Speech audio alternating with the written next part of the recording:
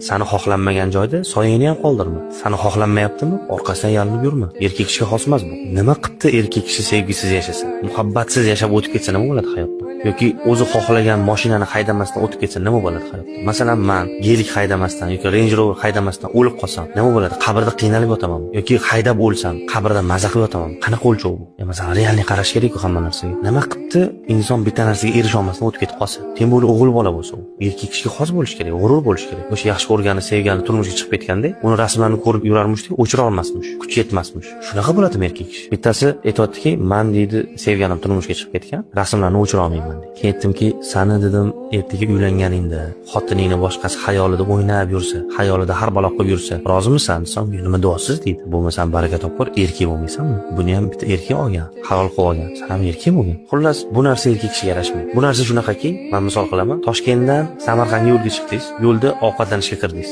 Ovqatingiz yaxshi bo'lmaganligi uchun siqilib qolib ketdingiz o'sha yerda. To'g'rimi shu? Kulgili. Inson maqsadi sari yurayotganda yo'l-yo'liki ishlar bor. Shu o'xshamay qolsa hech narsa qilmaydi. Bu maqsaddan chalg'itmaslik kerak inson. Xuddi sevgi, muhabbat, oila, mayda-chuyda muammolar bilan turib qolish o'rnida mana shunga o'xshaydi. Inson hamma narsadan kecha olish kerak. Inson doim yolg'iz qolishga tayyor turish kerak. Mana bu haqiqiy erkak kishiga, aqlan sog'lom bo'lgan odamga yarashadigan ish.